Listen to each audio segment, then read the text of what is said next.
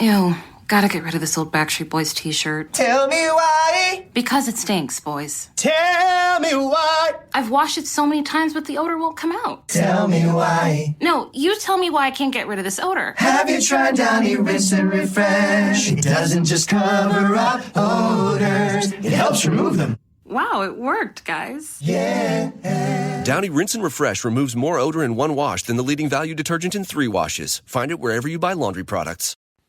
Welcome to the Human Capital Innovations Podcast. We're your source for personal, professional, and organizational growth and development, where we share original research, explore industry trends, and interview executives and thought leaders from across the globe. We hope you join us often for practitioner-oriented content around all things related to leadership, HR, talent management, organizational development, and change management. Maximize your personal and organizational potential with Human Capital Innovations Podcast.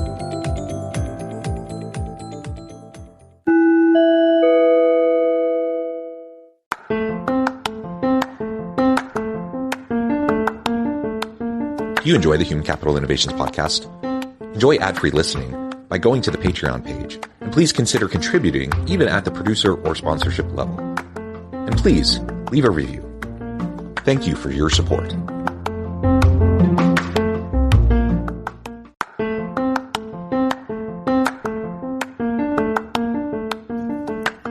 Welcome to the Human Capital Innovations Podcast. In this HCI Podcast episode, I talk with Carolyn Clark about the employee experience trifecta, HR, IT, and internal communications.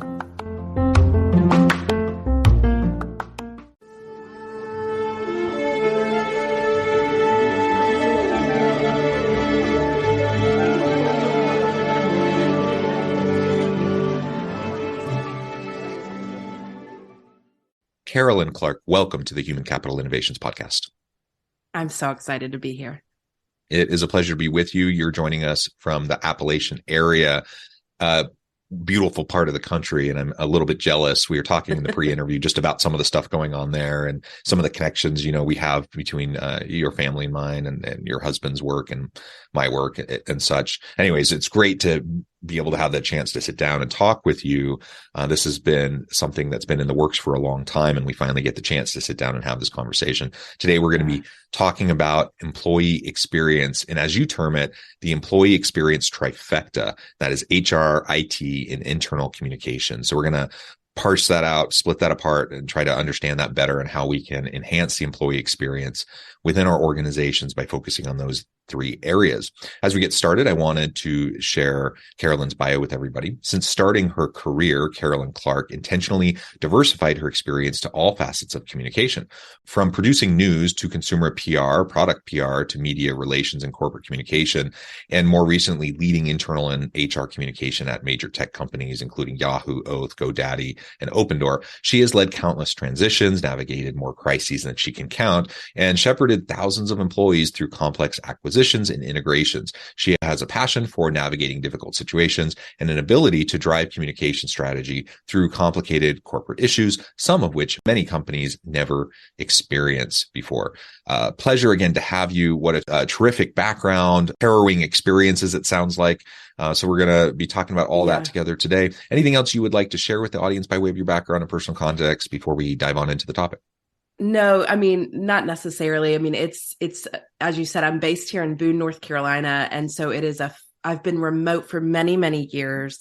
And the reason that is relevant is because so many people are remote. And for so many years, I was one of the only ones. And so that's just kind of given me a really interesting perspective. But nope, I'll also say I'm a mom to a one daughter. She's 8, which has transformed how I think as well. I think most parents would probably agree. It just shakes you up in all the right places. And so as a mom, it's hard to not mention it because it is such a part of my day to day along with work. So no, but you got it. What a bio, right? It's such a mouthful. I feel like I need to edit it out a little. Well, and there's many more things. You have so many accomplishments, and I edited it down because I knew I could probably spend a half hour just sharing your background, but that's part of what this conversation's for. I'm sure more of your background will come out as we're having the dialogue. And certainly your experiences are very valuable, and we'd love to get your insights. And you're absolutely right about parenting, transformative. You talked Right. about transformation in your bio, and I think childhood and parenting, navigating all of that is perhaps one of the most transformative types of experiences that we have in life. Yes. So Yes. wonderful. All right. So as we talk about, let's start with employee experience generally, and then we'll narrow in. This is all the rage now. Like, it's one of those buzz terms, right? Everyone's talking about employee experience because of the Great Resignation and the tight labor market. Organizations were having a hard time staffing positions, and so they want to enhance the employee experience. What does that mean to you, though? Because the term gets thrown around all the time. I think it means a lot of different things to a lot of different people. What does it mean to you? Yeah. When I think about the word employee experience, and it's so funny because those of us who have been in this space for so long, the fact that it is finally getting some of the attention it deserves is a little bit, you're like, well, way to catch on so many years late. But, when I think about employee experience, it really is every single touch point in an employee's life. And by the way, that means everything. It means from the way that you log on to your computers if you're a remote worker. It means when you go into your bathroom in an office and what the experience in there is. And I have a great example I'm going to tell you about that one. It means what happens when your computer, or let's say your keyboard breaks. How do you get a new one? And how fast can you get it? And what's the process to get it? It's also how you give feedback, what the culture is. I mean, it is so all encompassing. And so at Simpler, the way that we think about it is we could never, I don't think there is ever a company ever that could really tackle everything, because it would just be, it's kind of every part of the business. At Simpler, we talk about it as being the way that we build community, we connect employees, and the way that people really communicate. But employee experience is so large overall. I want to tell you my bathroom story, John. Can I tell you this? Okay. And I don't think I've ever talked about this before, but when I was at Yahoo, I was lucky enough to be there when Marissa Mayer became our CEO. And of course, there's a lot of things we can talk about with that. But one of the things that she did was she went into the women's bathroom, and, you wash your hands and you put your hand under the paper towel dispenser. And the paper towel dispenser dispensed a piece of paper towel that was this big. Well, that is not enough paper towel to dry your hands. So what do you have to do? You put it under there again. You put it under there again. One of the things she did is she calculated, and this is the kind of person she was, but she calculated the amount of time wasted by putting your hand under there 3 times, and what it would save for you frustration wise and literal time if you put it under there and it gave you the right amount of paper towel. That is the epitome of employee experience to me right there in that story. So yeah, I love that, because there's so many of those little things throughout your experience. We were talking about higher ed in the pre-interview, and this is one of, it's just, you shared a bathroom story. I'm going to share a bathroom story. Yes. So bathroom it came out, this was, I don't know, a decade ago or so. The university that I'm at, they got some negative press for the quality of the toilet paper in the bathrooms. And it was like, the crummy corporate, like single ply, right? And for whatever reason, I don't know why this was particularly newsworthy, but it actually kind of got some traction in the state. And all of a sudden it was the embarrassment of the university, and the president was so embarrassed, and blah, blah, blah. It was all these things. And, on the one hand, you're like, oh, that's just dumb and that's silly.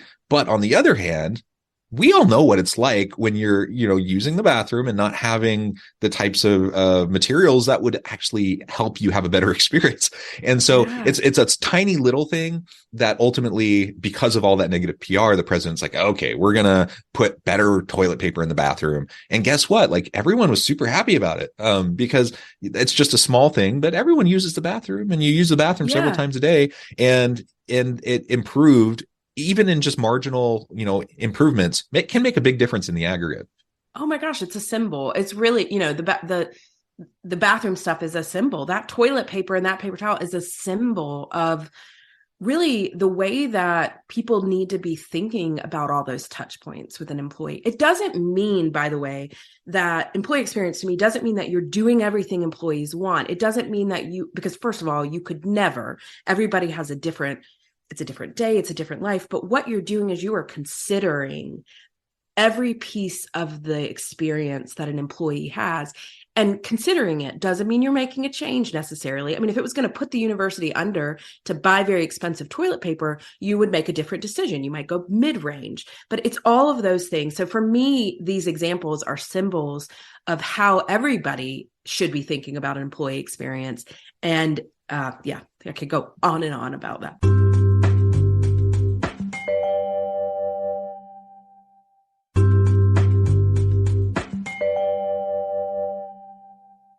Yeah, I think we have a gazillion examples. My head is flooding with them. I'm going to give you one more quick one before we can move on, because it's also somewhat related to the bathroom examples. But what we saw, I don't know how it is in North Carolina in terms of diversity. Utah, we're a pretty white state. Here too. Utah Valley University, where I'm at, we're actually the most diverse university in the state, but that's still not saying a ton because we're still pretty darn white. So it's something that, perhaps for years and decades, people hadn't really thought about some of these sorts of things related to diversity and inclusion. One example was for those of the Muslim faith who needed to say their daily prayers. Where can they do it? There's no actual place on campus for them to do it. And so what they would end up doing is going into stalls in the bathrooms to say their prayers. Eventually, people started to kind of realize that was happening. I mean, the total number of Muslim students in this area is probably not huge, but even if it's just one person, you don't want them to have to do that, right? And so there were some conversations, and eventually we got to the place where we created what's called a reflection center. So it's a non-denominational, just spiritual reflection center that can provide those types of spaces for anyone, whether they're Christian, Muslim, Jewish, atheist, whatever, and they want to go in and have some quiet time to reflect and do things like pray or other meditation or whatever. And just and it's not a huge space, but it's a dedicated space on campus. So now those students can have that benefit. It makes a huge difference. And like you said, it's a signal. Even for those, I'm a straight cisgender white dude. I have a Christian upbringing. So that's not something I would have necessarily even thought about. Right. But now that I know that the university cares enough about those students who are minority population, they care enough about them to provide that, even though I'm never really probably going to utilize that. Right. It still matters to me, and I still feel proud about that. I appreciate it. And so these little signals, whether you personally utilize, that service or that thing or not, it still makes a big difference. It does. And this is where you're really getting to the heart of many of us in employee experience, who are practitioners of employee experience.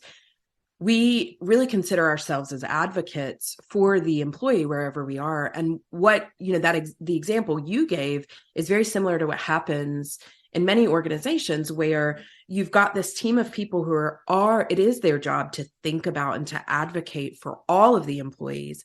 And again, it doesn't mean that you are being wasteful or not being good stewards of capital or all of these things. It is that you are considering it. And so in internal comms, which is where I've spent, most of my career, every single thing I do and my team does is consider, how are you empathizing with the employee? How are you advocating for them? And how are you ensuring that the truth is always told? Even if the truth is not positive, right? Truth can just be, it doesn't have a negative or positive slant. It is just the facts. So I think that you're bringing one of the things that makes employee experience work and be elevated in an organization is when you have the people in the right roles to be able to advocate, and you have a place for those employees to be able to share their truth, whether it's through surveying or it's, whatever your listening strategy is as an organization. It all plays together. Yeah. Very good. Very good. And some of these examples that we've been giving, are simply physical facilities, right? Of the place where you're working. And there's extra considerations when you have remote teams, that are around the country or around the world, when you have these dispersed, distributed teams, that maybe you don't have all the same physical kind of considerations, but many of these same issues are still, should be at the forefront as we're thinking about employee experience. So face-to-face employee experience versus hybrid or remote employee experience, that just complicates things, but it's really important to consider those things as well. It is. And that's, of course, what we do. We are an employee experience platform, so we really think about the digital piece. But when you go to the roots of what we're trying to do as a company is create this space, this digital space where you as an employee can go, and that experience also has to be really thoughtful. You have to make it easy to find things. You have to make the ability to get information that you need to do your job or to be involved in the cultural aspects of your organization. That all matters in a digital place, whether you're remote or hybrid or not, it matters. And, for so many years, I think people have said like, our intranet's dead, and the reality is intranet's how they were, or these gathering digital places. Yes, they are dead. But the people who are doing it right, of course, I'm going to say we're doing it right, 'cause that, my paycheck comes from Simpler, but are the places who have evolved and who are now creating spaces where you can connect, you can get informed, and you can have this community. And that's what's happening in the digital employee experience space, is that the people who are thriving are the ones who are figuring out how to create those experiences digitally so that everybody can be part of the culture of a company, or all of the connection, all that. Yeah. Excellent. All right. So let's dive in a little bit deeper to talk about these three main components we're going to be focusing on for the rest of our time. And that is HR, IT, and internal comms.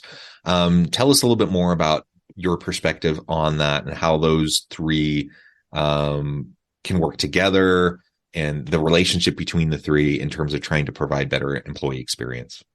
Yeah. So when you think about all three of those areas, internal comms, HR, and IT, they all have the same audience in many ways, right? They have the same people they're serving, which tend to be, right, the employees. Not tend to be, they are the employees, right? Most organizations, those three functions are very separate, right? HR lives in the HR space, IT lives in the technology space, internal comms often lives in the majority within communications or marketing. Some of the occasions they're in HR, but they really are in separate places. They have separate budgets, they have separate goals, they have separate headcount. And that's pretty standard. And I kind of want to make the argument that in the future, there's going to be an employee experience team that is made up of that trifecta, where they're sharing the same budget. It's not like a borrow from the budget. It is a literal, you're sharing the bandwidth, you're sharing the headcount, you're sharing the money, all of that. We're not there yet. There are very few companies or organizations that are there yet. They should be, but they're not there yet. So right now, the way that it's working and how it's worked most of my career is you're constantly, that trifecta, are talking to each other and having to push and pull from each other, which creates both close relationships and conflicting relationships. So it's just a complicated little trifecta because everybody is separate.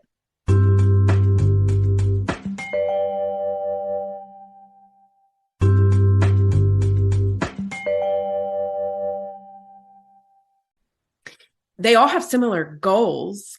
Not the same goals, but similar goals. And so it's really, there's so many examples you can think about. So let's take one example of that trifecta and walk through it. I'll take a positive one because we could take a negative one and talk about, what happens in a layoff or what happens when there's a massive change. Those three are in the same room, working their work streams, whatever. But take a positive one, which is recognition. Okay. So all these companies, one of the things people are saying is, right, we need to be able to recognize our employees, either not just financially awarding, but with the sentiment, the feeling, all of that. So your HR person tends to be the first person to say, I want to have a recognition program. And so what do? They go down this entire route of figuring out how to do that. And then they say, hey, IT, knock, knock, knock. We don't have budget. This is also a software we're trying to implement here. We need you to be involved. come on late into the process, get on board. And then, oh, by the way, internal comms, you got to communicate it. You got to help us market it, do all of that. That is a typical scenario that happens all day, every day with those three people. What happens is that those IT people come in late and they said, you missed the budget. You missed the budget conversation, right? Like, we only have this much budget for software and we got to check all the security. Nope, can't do that. Got to push it out. And then internal comm says, oh God, love it. Really want to support you, but you're trying to launch this at the same time as performance reviews and nobody's going to have time to consume it. The capacity of the employee is confused. So those kind of conversations happen in every scenario at every organization between those three people all the time. And, I would argue, and one of the things that I've pushed for in my roles when I've been leading internal comms is bring everybody to the table to begin with. Let everybody be part of it and take down those insecurities, which I think is people don't talk about, but like, is HR insecure? Are they nervous that somebody's going to try to take credit for their recognition program? All of those things, if you just boil it all out, there are all these human things that are coming into play. And I would just argue, if you can get all those people together, ideally on the same team, the experience, the outcome is going to be so much greater because they're all playing in the same space versus separate. And that's the thing is we are all on the same team, aren't we? So we get siloed though. We get siloed in our little functional areas. And then all of a sudden we tend to, humans tend to get territorial and then we get defensive and we want to protect our little areas and whatever. We're all on the same team. So let's just work together and collaborate better is what I hear you advocating for. And yeah, you're absolutely right. When I think of HR, this is what I teach at the university and I consult with organizations and, IT and communications, that's like so connected with HR. Like you can't do good HR without those other pieces. Right. And if you're not good with those other pieces, at least able to communicate effectively and have dialogues and collaborate effectively with those other functional areas, you're not going to be successful as an HR person. And so, absolutely. And this is what I'm constantly teaching my students. This is what I'm constantly talking about with organizations.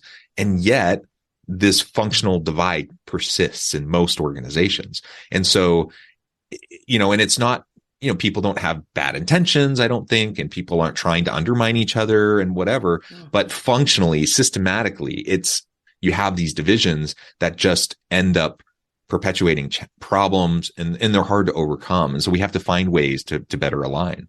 Yeah. And I think the root of, and I don't know as much on the IT front, but I'll say on the HR and internal comms interaction, I think one of the reasons there is this underlying kind of tension from time to time is because internal comms specifically is a relatively new, people have been doing internal comms a long time, but it's a relatively new sort of function within an organization. And because it's relatively new, nobody has cracked the code on truly proving the value of internal comms as it connects to the business drivers. And so what happens is you've got these people going in, trying to prove the value of their communications outputs. And then you've got HR also trying to prove the value of their programs, like the recognition program. And rather than that combining that for the same goal to say, let's all ladder up all of our value into improving this one score. And who cares if HR is the one measuring that score? You can still get in there and have a collective goal. I think that there's just this tension of people are afraid. I think naturally people who are in these roles are a little bit, that human psychology takes over and you're like, well, God, if they do it really well, what about my job? And it just, all that stuff that comes into play. And I hate, it's who we are, we're survivalists. I think that's part of it. But like, gosh, if we could just leave that stuff on the side and just not feel the intimidation of losing our jobs or losing our value or the importance, and just feel confident enough. Like we know what we do brings to an organization. I just wish we could impact that somehow. Yes, me too. And maybe we'll end there. I notice that we just have a few minutes left together today, and I'll need to let you go and get on with your busy day. But maybe a few pieces of advice that you might have for companies that are trying to build better process to bring these areas together. What would you say to organizational leaders around the process, actionable pieces of advice so that they can help to create that better employee experience? Yes.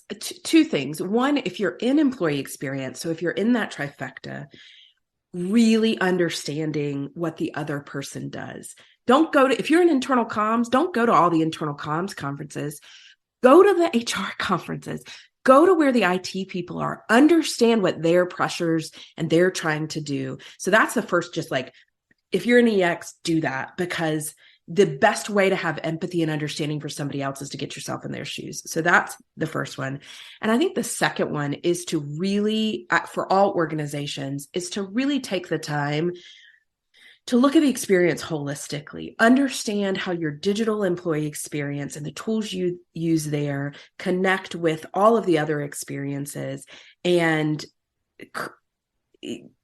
period. Look at it holistically, think about it. And we could talk for probably hours about all of that stuff, but those are my two. Probably good. Yes, good. I think it's really important for us to take actionable steps.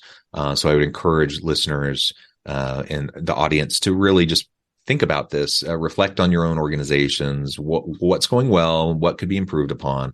Take these two pieces of advice and the broader conversation we've had today and try to see how you can apply it in your particular context. Well, Carolyn, it has been a real pleasure. Again, I know at the time I need to let you go, but before we wrap things up, I just wanted to give you a chance to share with the audience how they can connect with you, find out more about your work, your team, and then give us a final word on the topic for today. Yes. One, connect with me on LinkedIn, especially if you're a practitioner. I have all kinds of things I love to just share with people. Two, our SPHRi blog is really, really robust. It's got a lot of actionable tips. So check that out and get in there. Read my latest Taylor Swift blog, which is a real fun one for me. But check out our blog, and just go to SPHRi.com. And SPHRi, by the way, has 2 P's because we put PPL, like people, in the middle. It's really cute. So check that out. And I think just the last thing that I would say is get curious, and getting curious about the parts of an organization that have been really successful. Find out why they've been successful. Why is marketing getting the budget and you're not? Why is CX getting the budget and you're not? So go get curious. That's probably the last thing I'd leave it with. I love it. That's great advice in pretty much any walk of life. Get curious, stay curious, constantly be learning, constantly be growing. Wonderful. Carolyn, it's been a real pleasure. I encourage my audience to reach out, get connected, find out more about what Carolyn and her team at SPHRi can do for you. And as always, I hope everyone can stay healthy and safe, that you can find meaning and purpose at work each and every day. And I hope you all have a great week. Do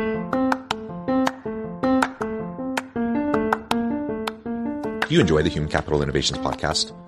Enjoy ad-free listening by going to the Patreon page, and please consider contributing even at the producer or sponsorship level. And please leave a review. Thank you for your support.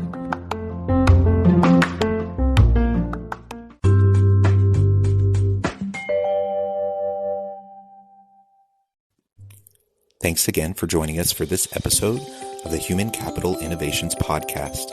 I hope you stay healthy and safe, and that you have a great week.